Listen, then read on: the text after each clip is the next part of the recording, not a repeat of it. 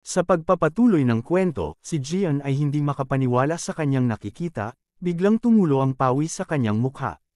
Bigla niyang naalala ang payat na bata na may matamis at banayad ng ngiti.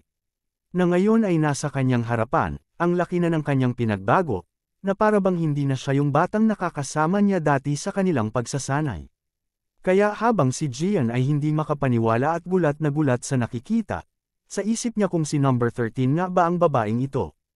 Pagkatapos ay biglang nagsalita ang dalaga ng isang Japanese, at sinasabi niya sa kanila, kung maaari daw ba nila siyang matulungan. Dahil medyo nahihirapan siya sa ngayon. Si Jian ay alam kung ano ang ibig sabihin ng dalaga, ngunit hindi pa rin maalis sa kanyang isip ang mga katanungan, kung bakit nandito si number 13 sa Jeju Island. Habang sa kabilang upuan ay pasimpleng nagbubulonggan ang mga kaibigan ni Jian, tinanong nila ang isa't isa kung ano ba ang kanyang sinasabi. Ngunit ang dalawa ay parehong hindi nakakaintindi ng Japanese. Napansin ni Jian na parehong hindi nakakaintindi ng ibang lengguwahe ang dalawa. Kaya bigla siyang nagsalita upang sagutin ang sinabi ng dalaga. Sinabi niya sa dalaga kung ano ba ang kanyang problema. Nang marinig ng kanyang mga kaibigan ang sinabi ni Jian, ang dalawa ay biglang namangha sa kanya, hindi sila makapaniwala na nakakaintindi ng ibang lengguwahe ang ating bida. Kaya masayang ngumiti ang dalaga at sinabi niya kay Jian, kung maaari niya bang sabihin kung saan ang bilihan ng charger para sa cellphone. Nakalimutan niya kasi yung sa kanya. Sinabi ni Jian na merong mabibili sa convenience store. Lalong bumilib sa kanya ang kanyang mga kaibigan. Nang makita nila na kayang makipag-usap ng kanilang kaibigan sa isang Japanese. Sa isip nila, kagaya ng inaasahan sa isang taong galing sa ibang bansa. Napakagaling niyang magsalita ng Japanese. Pagkatapos ay hiniling ng dalaga kay Jian kung maaari daw ba niya siyang samahan na bumili, dahil natatakot siya makipag-usap lalo na kapag hindi sila nagkakaintindihan. Napansin ni Yuna na biglang tumayo si Jian mula sa kanyang upuan, kaya tinanong niya ito kung ano ang kanyang sinabi. Bago umalis, sinabi ni Jian sa kanila, na gusto ng dalaga na samahan niya siya papunta sa convenience store. Sinabi niya na babalik siya kaagad, kaya ipagpatuloy lang nila ang kanilang ginagawa. Kaagad na sumang-ayon si Dongwo at nagbigay pa ito ng thumbs up dahil sobrang proud siya sa kanyang kaibigan.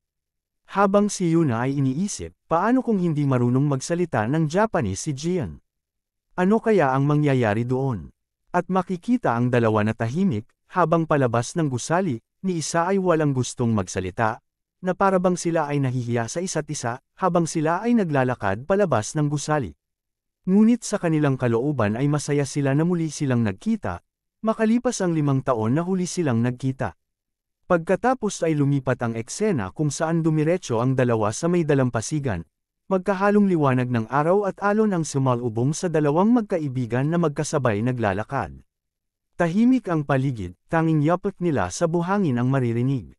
Kaya habang sila ay nakaharap sa papalubog na araw, tinanong ng dalaga si Jian kung kamusta na siya. Tumingin ito sa kanya at sinabi niyang halos mahigit 5 taon na ang nakalipas mula noong huli silang magkita. Ngunit si Jian ay tahimik lang at seryosong nakatitig sa dalaga. Hindi umiimik at walang sagot mula sa kanya. Kaya tumingin sa kanya ang dalaga. Pagkatapos ay naglakad ito palayo. At dumiretso sa dagat, nararamdaman niya ang lamig ng dagat sa kanyang mga paa. Pagkatapos ay yumuko siya at kumuha siya ng tubig sa dagat gamit ang dalawa niyang kamay. At makikita si Jian na tahimik lang na nakatingin sa kanya mula sa likuran. Sa isip na ang mga batang ito, na nakasama niya na si nanay, ay isa-isang nawala ng walang babala. Kaya maraming katanungan ang nabuo sa kanyang isipan. Ang una, bakit sila nawala? Pangalawa, saan sila nagpunta? Hindi nila kayang itanong ang mga ganoong tanong. Ang mabuhay lang doon ay isa ng malaking pagsubok. Tahimik na pinagmamasdan ni Jian ang dalaga na masayang abala sa kanyang ginagawa, habang ninanamnam ang malamig na simoy ng hangin. Kasabay nito'y marahan siyang kumakanta ng isang musika sa tabi ng dagat. Nahiya si Jian nang makita niyang kumakanta ang dalaga, kaya't bigla siyang napatingin sa ibaba. Maya-maya, tinanong siya ng dalaga kung ano ang kanyang pangalan. Sagot ni Jian, Kang Jian. Ngumiti ang dalaga at sinabi na napakaganda ng kanyang pangalan. Ikinuyong ni Jian ang kanyang mga kamay at, nag-ipon ng lakas ng loob, tinanong ang dalaga kung ano ang pangalan nito at kung kumusta na siya. Napansin iyon ng dalaga, kaya't napangiti siya nang makita ang reaksyon ni Gian. Patuloy lamang na nakatitig si Gian sa kanya. Masayang ipinakilala ng dalaga ang kanyang sarili. Sinabi niya, "Ako si Tomo." Dagdag pa niya, masaya siya na muli silang nagkita matapos ang mahabang panahon. Napangiti si Gian sa kanyang narinig. Ngunit maya-maya, sinabi ni Tomo na medyo gabi na at kailangan na niyang bumalik. Kaya dahan-dahan siyang naglakad palayo. Bago tuluyang umalis, pinaalalahanan niya si Gian na mag-ingat. Biglang nagtaka si Gian sa kanyang sinabi. Napatingin siya kay Tomo na papalayo na, at hindi niya maiwasang pag-isipan ang huling paalala nito, na baka may kinalaman iyon sa kanyang misyon. Pagkatapos, lumipat ang eksena sa isang library. Pagkarating niya roon, tinanong ni Yuna si Gian kung bakit ang tagal niyang dumating. Sagot ni Gian, lumabas lang siya sandali para makalanghap ng sariwang hangin. Ngunit bago pa man siya makaupo, galit siyang minura ni Dongwo at sinabing sila lang ang pinahihirapan niyang mag-aral. Ipinakita ni Dongwo ang hawak niyang papel at inutusan si Gian na ipakita sa kanila kung paano iso-solve ang problem. Kaya ipinaliwanag niya sa kanila ng maayos kung ano ang dapat gawin at kung paano lutisin ang problema. Dahil dito, sobrang saya ni Dongwo matapos niyang maunawaan ang ganoong kahirap na suliranin. Ngunit napansin ni Yuna na may kakaiba sa mga ngiti ni Gian, kaya tinanong niya ito kung may mali ba. Biglang nagulat si Gian sa tanong ni Yuna, ngunit sagot niya ay wala naman. Sumagot naman si Yuna at sinabi kay Gian na parang hindi maganda ang kanyang pakiramdam.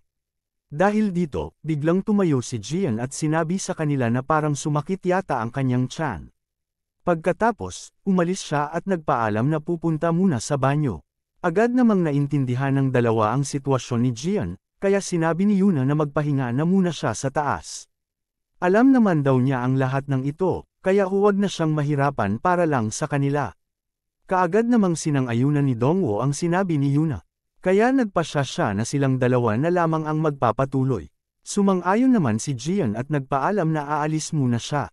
Pagkatapos, makikita si Gian na dahan daw ang naglalakad, at sa isip niya, kung misyon ito ni number 13. Tapos, tungkol ito sa kanyang priority target 0 na si Han Yuju.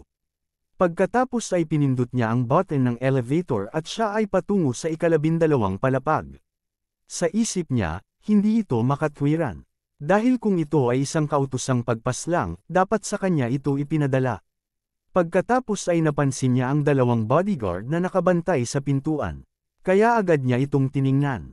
Nakita niya ang numerong 1217 na mahigpit na binabantayan ng 2 bodyguard. Sa isip niya, ang 1217 ay isang espesyal na kwarto para sa anak ng presidente. Bigla siyang napansin ng mga bodyguard, kaya agad siyang pumasok sa isang kwarto sa hindi kalayuan upang hindi siya paghinalaan. Makikita si Gian na tahimik na nakatayo sa likod ng pintuan, malalim ang iniisip. Bigla siyang napalingon sa kanyang gilid nang marinig niya ang pagtunog ng kanyang cellphone. Sa kabilang linya ay ang kanyang ama, malakas na sinisigaw ang pangalan niya at sinasabing, "Kamusta ang pagtrato sa iyo ng Jeju Island?" Sumagot si Gian ng isang salita, ngunit kakaibang lengguwahe ang kanyang ginamit. Pagkarinig nito, biglang naging seryoso ang mukha ng kanyang ama. Sinabi ni Gian na, ang babaeng iyon ay nakilala niya sa isang party. Kaya tinanong niya ang kanyang ama, kung may dumating na ba na bagong utos. Kung nagustuhan mo ang video nato, huwag kalimutan mag-like at subscribe para updated ka lagi sa mga bago nating video.